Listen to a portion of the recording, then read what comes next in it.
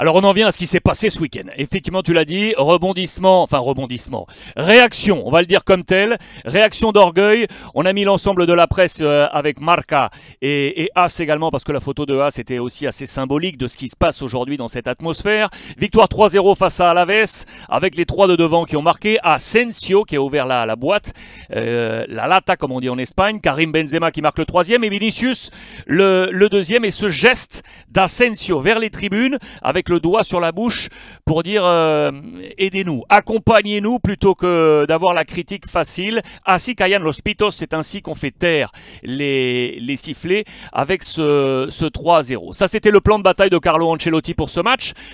Pablo, un seul changement, il est en haut au milieu, pas de Toni Kroos laissé au repos, c'était Valverde qui avait été titularisé avec Modric et le père Casemiro. Je vous montre comment ça s'est passé là sur le plan tactique avec la disposition technique d'Ancelotti. C'est un 11 qui t'a surpris ou pas, toi, Pablo? C'était celui que t'attendais?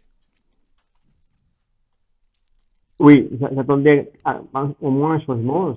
C'est vrai que c'est pas vraiment différent par rapport à la composition qui a perdu au PSG. Mais après la conférence de presse avant le match d'Ancelotti, on voyait déjà que au moins un changement, un jour au milieu de terrain pour mettre un peu de pression du rythme au milieu de terrain serait possible. En plus, il y a le fait que Kroos, normalement, il devrait jouer à la place de Casemiro face au PSG parce qu'il y a vraiment un joueur du profil de Casemiro et il faut parler ça vraiment. Si on pense à l'année prochaine, je pense que le Real va être obligé à chercher un remplaçant pour Casemiro parce qu'il n'y en a pas. Et le fait de garder Kroos, c'est aussi parce que il faut penser au match au PSG. Mhm. Mais en tout cas, les changements sont pas vraiment importants. Il y a un changement, après, il n'a pas fait de remplaçant jusqu'à 80 minutes, je pense. Et alors, la composition et les joueurs qui seront pendant toute la saison vont être que 12-13 joueurs pour essayer de gagner PSG et de remporter la Liga. On voit que Ancelotti, encore, il change pas vraiment, il fait pas des changements vraiment. Ouais, Justement, Carlo Ancelotti, les téléspagnols avaient les yeux braqués sur lui pendant le match, évidemment, c'était pour voir sa réaction. Eh bien, regardez comment il a réagi. Eh bien, sur le premier but, il a demandé du calme. Calma, calma, à la Cristiano Ronaldo. Pourquoi? Parce qu'il avait prévu, je crois, Pablo, de faire entrer Rodrigo, et comme Asensio a marqué, donc ça allait bien. Deuxième but, eh bien, il était beaucoup plus content. Et troisième but, bon, l'affaire était déjà pliée. Et on a vu aussi cette image est très importante, Carlo Ancelotti qui allait faire des accolades à Karim Benzema, à Casemiro. Donc, on dit que le vestiaire, malgré ce qui s'est passé au Parc des Princes, est encore très soudé et le discours d'Ancelotti passe toujours. Oui, mais je pense que le discours, c'est vrai que c'est pas, mais pas pour toute l'équipe. Je pense que c'est évident qu'Ancelotti, il y a deux équipes, bon, il y a une équipe, vraiment. Et les autres, ils vont pas jouer. Je pense que si tu demandes Eden Hazard, Gareth Bale, Ceballos, et il y a beaucoup de joueurs qui pensent qu'ils méritent une opportunité, qui méritent de faire de rotation, de jouer un peu plus. Mais je pense qu'Ancelotti, comme je vous disais avant, il est décidé à mourir avec ses joueurs. Oui, jusqu'à arriver jusqu'à la fin et essayer de trouver la Champions League et la Liga, mais combien de joueurs? 13 joueurs, 14 joueurs, il n'y en a plus, il n'y en a plus. Et je trouve que c'est un problème pour le Real Madrid parce que c'est évident que pour essayer de gagner deux, trois titres, avec un club comme le Real Madrid, le PSG, le Liverpool, le City, il faut avoir un groupe un peu plus grand. Il faut Et, pas, avec 13 joueurs, 14 joueurs, t'arrives pas à gagner la Champions League et la Liga. Et c'est un problème qu'évidemment, on l'avait déjà vu avec Zinedine Zidane et je pense que c'est encore un problème avec Carlo Ancelotti. et la debilidad, la faiblesse de son Real Madrid, Carlo Ancelotti a dit que c'était les premières mi-temps de son équipe. Qu'est-ce qui se passe? C'est le discours à la mi-temps qui fait que ça change, parce que depuis le début de la saison, on voit quand même qu'il y a le Real en première mi-temps qui est poussif, et en seconde mi-temps, ça va toujours un peu mieux. Ils sont diesel, enfin ils ont du mal à se mettre en route. Qu'est-ce qu'il y a? Je pense qu'il y a un problème pour le Real Madrid de l'efficacité. C'est quand le premier but arrive, ça change un peu, il retrouve la confiance, mais je pense que la première mi-temps c'était compliqué. parce que je trouve que le Real était un peu évidemment nerveux. C'était difficile. Il venait de la défaite à Paris. Il y avait des doutes, la tribune aussi qui montrait des doutes et le jeu de l'équipe n'arrivait pas vraiment à être fluide. Il n'y avait pas des occasions. Et c'est pour ça que c'est compliqué. Je pense qu'une fois que le Real a trouvé le but, qui a marqué son premier but, tout allait beaucoup mieux. Mais évidemment, le Real a un problème aussi de temps en temps d'efficacité parce que il a la veste, il faut pas oublier que c'est l'équipe de première division qui a encaissé plus de buts de championnat. Alors, le Real, dans la première mi-temps, il n'était pas capable de marquer et même pas de se créer des occasions. Alors, il y avait un problème de confiance peut-être. Mais évidemment, quand le but arrive, ça, plutôt que, les- que la, plutôt que la réunion à la mi-temps entre Ancelotti et le joueur, je pense que c'était surtout psychologique. Le fait d'avoir marqué un but, il les a donné un peu la confiance. Pablo, je regardais les notes du coup de Marca. On va revenir sur les choix de Carlo Ancelotti et les choix qu'il devra opérer effectivement face à Paris avec l'absence de Casemiro et de Mendy. Au passage sur le chat, Pablo, on salue celui que tu connais par cœur. Ricardo Rossetti, qui est avec nous sur le chat et qui nous envoie un petit coucou qui nous met Vaya tres grandes. Oh. Ça, c'est sympa. C'est gentil ça. Ça, c'est sympa. Ricardo, on t'envoie un saludo depuis Paris, bien entendu. Ricardo, qui est l'un des grands journalistes également en Espagne, qui est à pied des campo, comme on le dit, qui est sur la pelouse avec le micro pour donner toutes les impressions et aller relever les premières impressions des joueurs, pardon, au terme des matchs. Voici les notes de Marca sur ce match face à Alaves et ce 3-0. Pablo, ton avis sur Asensio, sur Valverde, sur tous ces joueurs qui frappent à la porte pour être définitivement titulaires. On l'a vu, Gareth Bale et Isco, une nouvelle fois, eux, ne se sont même pas échauffés. On pense une semaine que finalement ils vont être dans les plans. La semaine d'après, on pense que c'est cuit. Sur tous ces gars-là, quel est ton avis et qui tu vois gagner des points et ceux qui en perdent?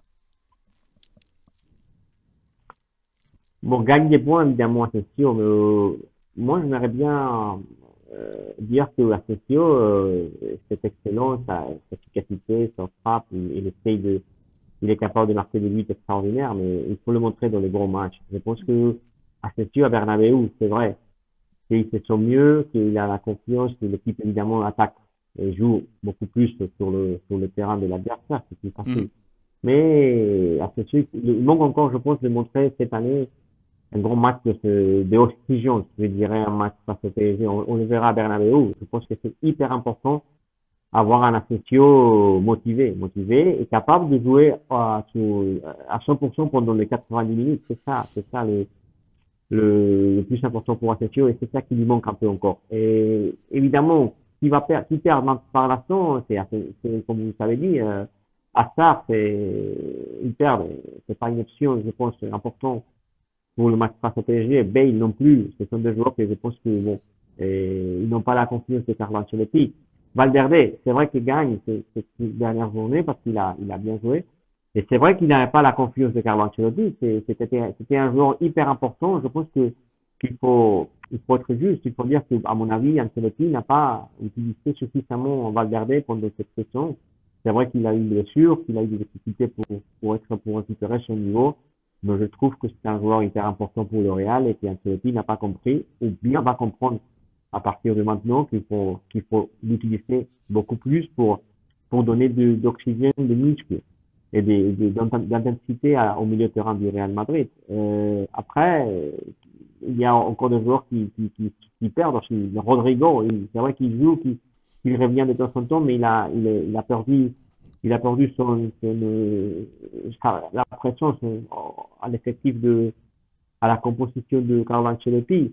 Vinicius, c'est un joueur qui a marqué, il faut qu'il revienne. Ça fait déjà 2-3 semaines que Vinicius a trouvé des difficultés pour revenir, pour être beaucoup plus performant. Et évidemment, on ne peut pas jouer à 100% pendant toute l'année, mais évidemment, pour gagner Champions League, pour gagner un PSG, il va falloir que des joueurs comme Vinicius, Valverde, et même Asensio donne un peu plus pour éliminer le PSG. Sur le chat, n'hésitez pas à nous envoyer votre avis. Là, je vais poser la question à Pablo, mais je vois par exemple Amadi25 qui nous dit qu'il aimerait voir un peu plus Camavinga dans les plans de Carlo Ancelotti. Pablo va nous répondre sur le sujet. Mettez-moi déjà à la question, qui à la place de Mendy? Qui à la place de Mendy face au Paris Saint-Germain? Les options, elles sont diverses, on est d'accord. Il y a du Marcelo, 65 ans. Il y a Nacho qui peut jouer. Il y a Alaba qui peut jouer sur le côté gauche également. Qui vous mettez à gauche? Qui mettez-vous à la maison à gauche face au Paris Saint-Germain? Il y a du Nacho, il y a du Alaba, Nacho. Dites-nous, juste avant, Pablo, Camavinga, est-ce qu'il faut qu'il patiente tranquillement, comme sait le faire aujourd'hui Valverde? Parce que Valverde, il ne parle pas, il attend et il travaille. On sait qu'il a un contrat long encore, c'est l'un des plus longs, c'est le plus long d'ailleurs avec le Real Madrid. Il va attendre tranquillement que son temps vienne après les trois du milieu.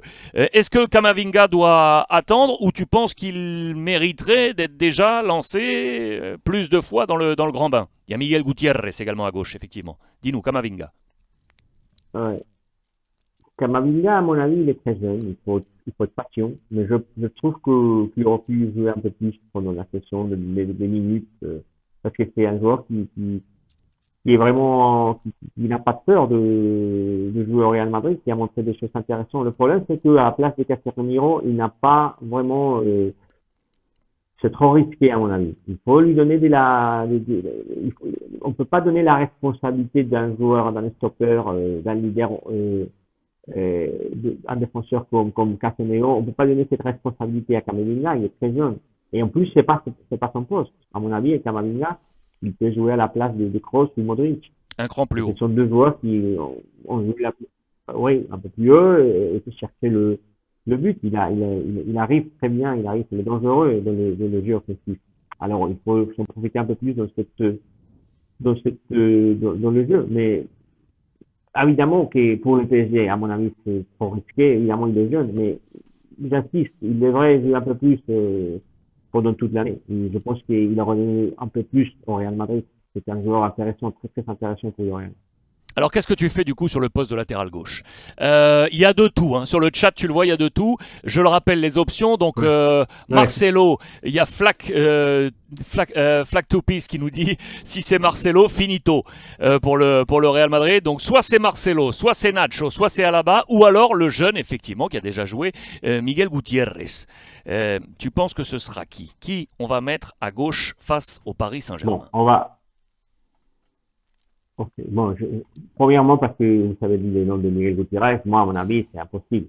Il n'a pas joué pendant toute l'année au Real Madrid. Ancelotti ne va pas faire jouer pour un match si important à Miguel Gutiérrez, qui n'est plus dans l'effectif, dans la composition depuis déjà toute l'année. Toute cette saison, alors, on va écarter. Après, à mon avis, et je pense que c'est l'avis aussi de Carlo Ancelotti, la seule doute, c'est où est-ce qu'il va placer Nacho. Je pense que c'est Nacho, le joueur qui va remplacer Mendy. Je ne crois pas que ce soit Marcelo, parce que sur le PSG, qui est une équipe qui, sur les côtés, c'est une équipe vraiment dangereuse, qui va très vite, et qui a Kylian Mbappé, qui a Di Maria qui joue, qui a Neymar, et je pense qu'il va essayer de trouver des joueurs un peu plus rapides. Et Marcelo n'a pas la vitesse déjà, ni le rythme. C'est vrai qu'offensivement, ce serait peut-être plus intéressant, mais le prix à payer, peut-être que ce sera trop cher si fait jouer Marcelo défensivement, parce que le PSG peut chercher le côté gauche du Real Madrid. À mon avis, la but, c'est Nacho bien comme latéral gauche, ou bien faire jouer Nacho comme défenseur central et mettre Alaba sur le latéral gauche, que c'est une possibilité aussi. Je pense que c'est la seule but d'Ancelotti pour remplacer Mendy. À mon avis, on verra.